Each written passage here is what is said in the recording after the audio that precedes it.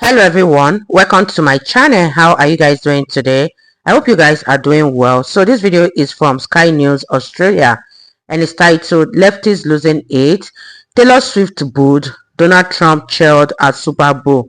Wow, how iconic. You guys, I'm excited for this, and without much ado, let's check this video out. Now it's time for Lefties Losing It. We're going to get to some Super Bowl hijinks shortly, including Taylor Swift being booed aggressively while President Donald Trump was cheered loudly. Didn't that see the left meltdown? Now let's check in on Hollywood has-been Richard Gere. You know, the dude whose career highlight was playing a businessman who falls for a hooker he picked up off the streets.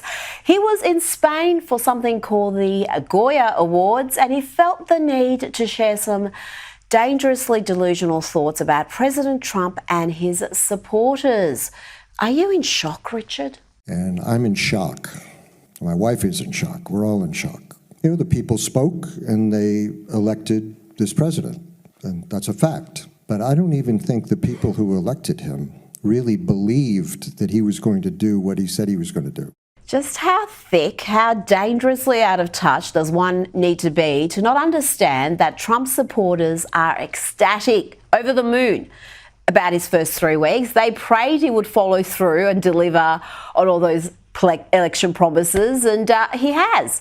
Now, you may not like it if you're on the left, but deluding yourself into thinking that Trump supporters are upset, well, that's idiotic. But old Dick Gere wasn't done yet. Listen to this tiresome rant. This is dark time in the U.S., and I think it's a time for everyone to stand up. You know, I was reading an article by someone, a Hungarian, who watched things change so radically under Orban. And he said, America better be vigilant, because we didn't know how fast this would happen in Hungary. And I can see this happening very quickly now. We have this incredibly dark marriage of power and money like we've never seen before. Not only hysterical, but completely wrong. The money was with the Democrats. It has been for a long time. The majority of billionaires were with the Democrats, including the likes of George Soros, Bill Gates, Mark Cuban, Michael Bloomberg, and many more. That's why Kamala Harris was able to outspend Trump by 3-1. Here are some facts for Richard Gere from journalist and best-selling author Batia Ungasargon, who actually relies on facts, not just feelings and hyperbole. She wrote, Trump won folks making under $100,000, while the Democrats won those making over $100,000. Biden had 2 billionaires to every one Trump had. 2-1. 75% of hedge funders gave to Kamala. 9 out of the 10 richest counties and 65% that are making more than $500,000, well, they're represented by the Democrats.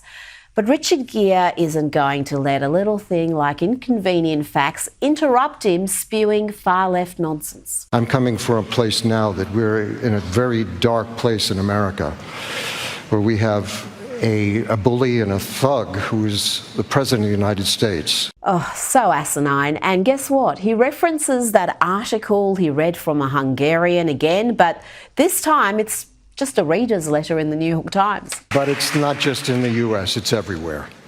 Everywhere. You know, I read a really moving letter in the New York Times from a gentleman in Hungary, and he was the slippery slope of how this happens everywhere. Authoritarianism takes us all over.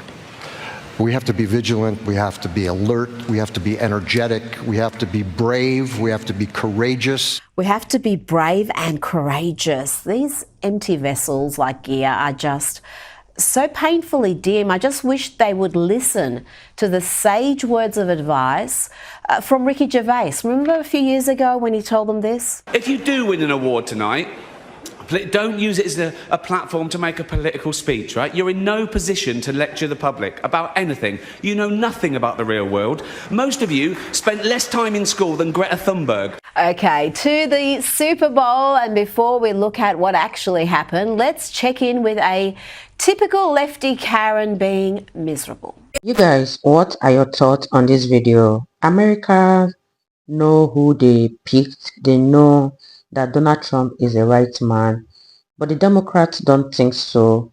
Taylor Swift deserves all the booing she got, and I don't know when celebrities will start to know that their opinions don't even matter to people. People don't care about their feeling, and America knows who they voted for because Richard Gere doesn't seem to get that. But let me know what you guys think about this video in the comment section down below. Rita Penahi makes American politics sound so interesting. The way she reports what is going on in America is so good, and kudos to her for making all of this very interesting. Let me know your thoughts and let's continue watching, you guys. If you are having trouble still deciding who you are going to root for this weekend in the Super Bowl, may I give you just a couple of things to ponder over and think about. The Chiefs kicker is Harrison Butker. The same Harrison Butker who went on a tangent last year and has said that women need to leave their jobs and just be mothers and their sole responsibility is to take care of men. He's also a huge Trump supporter and would be first in line to be a commander when the Handmaid's Tale happens. Patrick Mahomes, who is the Chiefs quarterback, him and his wife, both huge Trumpers.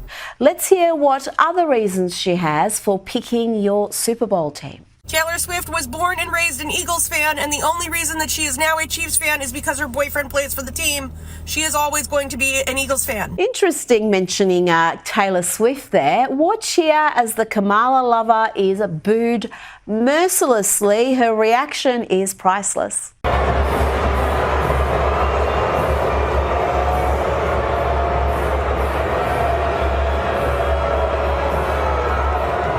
Today, Donald Trump became the first sitting president to attend the Super Bowl, and the reaction from the crowd was huge from the moment he entered the stadium. Any lefties watching, can I suggest you divert your eyes now, because I think this is going to just fill you with unbridled rage. President Trump! We love you! We love you! And even players were keen to shake the president's hand.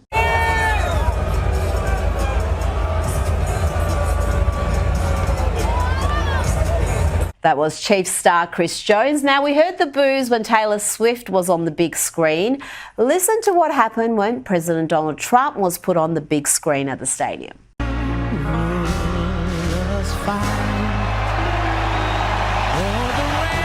Now, there'll be plenty more lefties losing at content with my next guest, including the anthem furor today. This is the way the national anthem was presented at the Super Bowl.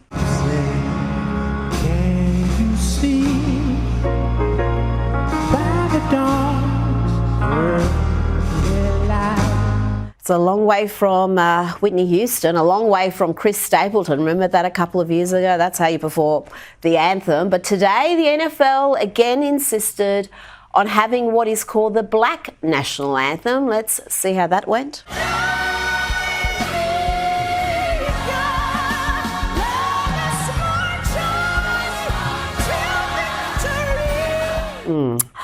There is no place for separate racial anthems in my book. It's one nation, one flag, one anthem. Why is 14% of the population entitled to an additional anthem?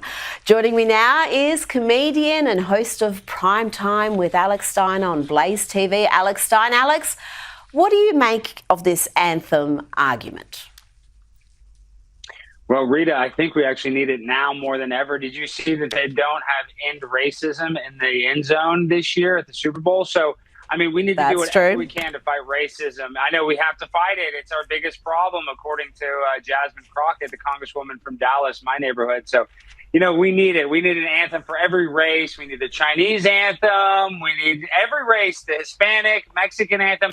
Everybody needs their own anthem. I don't care if it takes 45 minutes before the game starts. Yeah, forget about the game. Maybe just we skip the first half and just have the anthems of, you know, every nationality that needs to be acknowledged. I mean, the whole thing is ridiculous. We had another first, Alex, from Donald Trump today. That would be history already in the building tonight, as President Donald Trump becomes the first sitting U.S. president ever to attend a Super Bowl game live. Now, how was the reception he received? I've played some clips of him being cheered. All the clips I've seen have seen people cheering, players running to him to shake his hand. Contrast to that is the reception that superstar Taylor Swift got. Aggressive booing when she was on the big screen. Explain to me what is happening. Well, Rita, I mean, there's been a huge culture shift. According to the mainstream media, everybody will tell you that everybody just worships Taylor Swift. But that has changed. You saw Chris Jones, defensive lineman for the Chiefs, run to the sideline just to shake President Trump's hand before the game starts. You saw DeAndre Hopkins, an African-American athlete, when he got asked a leading question, are you excited for President Trump to be there? And the media expected him to be mad about it. And he said, no, I'm excited. I voted for him. So the shift is happening right before our eyes, and it's unbelievable. It's a great thing to watch. All right, you guys, that was such an interesting one from Sky News Australia. And if America is given opportunity for a black anthem to be sung, then there's no need to end racism, because that right there is racism all the way. One country, one nation, one national anthem. And if all races in America is given time to sing their anthem, then the Super Bowl would not hold. America should stand for one nation, one anthem, and one national flag. Anything that goes against that is racism. What are your thoughts? Leave it in the comment section down below. I really enjoyed every minute of this video, and I believe you guys enjoyed watching, and I'll see you all in my next video. Bye guys.